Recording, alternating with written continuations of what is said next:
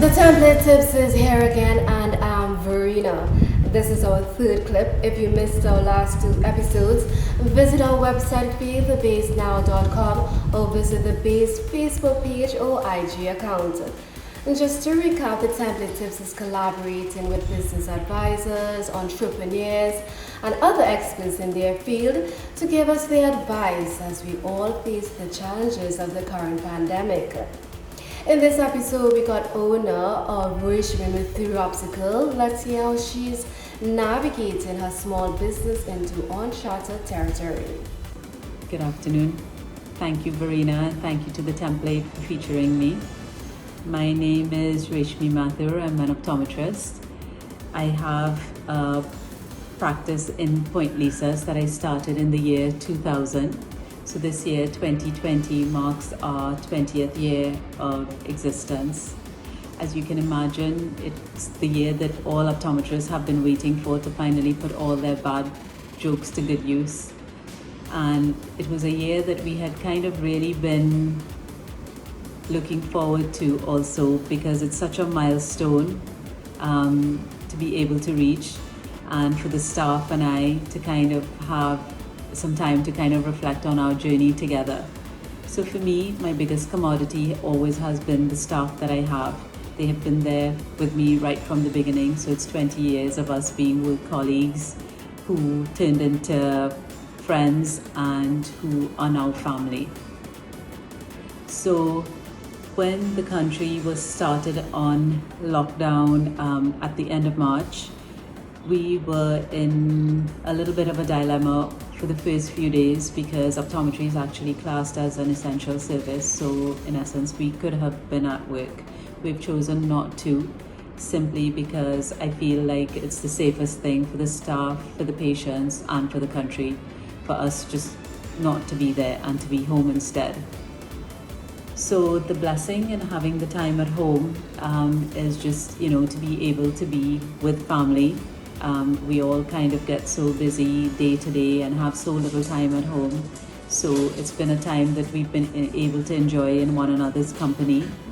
It's also a time that we get to just be still with ourselves, because so often we get into the habits of doing things routinely or by habit, or just simply because we think that's the only way that we can do them, that we don't do it another way. And it's also, now as the weeks have gone on and we're now entering our 5th week, it's also a time to kind of really take stock, because of course there are economic ramifications, there are physical changes, there are so many things that are going to be different into whatever world it is that we step into.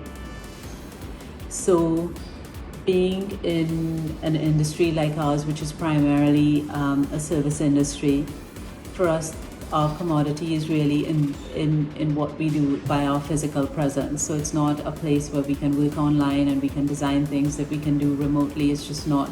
So it's always going to be something that we're going to have to be physically present for. So the only way that we can be better versions of what we are from what we left behind is how we can be stronger. So we have to be stronger in our education. So we are keeping really up to date with webinars, so trying to just sharpen whatever we do. We're trying to, for me, what I'm trying to do is something that I've wanted to do for a long time but never really kind of stepped into bravely, which is just a simple thing like getting on social media. So to have the practice, have a presence on Facebook, on Instagram, is something that I've started. And also for a long time, for many years actually, I've wanted to redesign our website just to have a cleaner, more current look, to say how we've evolved as a practice. Because obviously over the last 20 years, the way we started off doing an examination is really not the way that we do it anymore. So before it was, physical lenses that went in and we said better 1, better 2. We got really close up to a patient to examine the back of their eyes.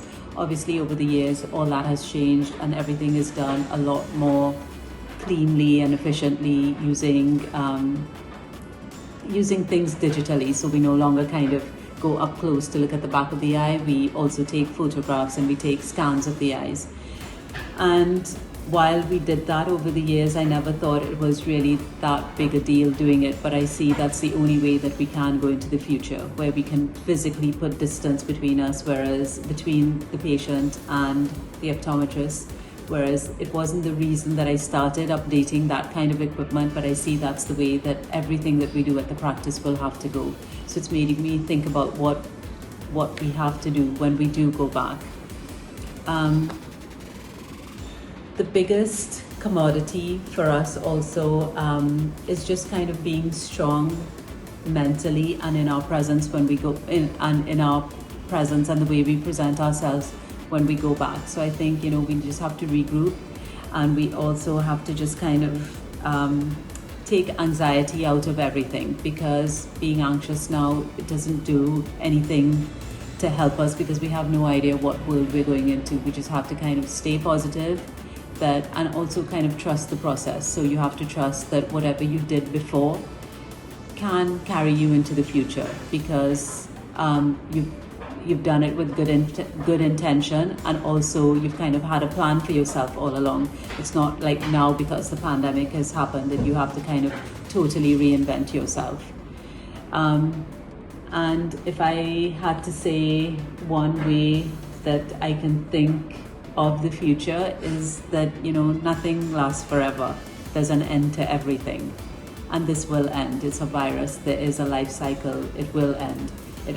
I mean, when that will happen and how that will happen and what will happen really depends on how we behave right now. Thank you, Ms. Mathur, for your practical and insightful advice. I hope these tips are helpful in any way. Remember to stay home, stay safe, and stay motivated. Until next time, I'm Verena.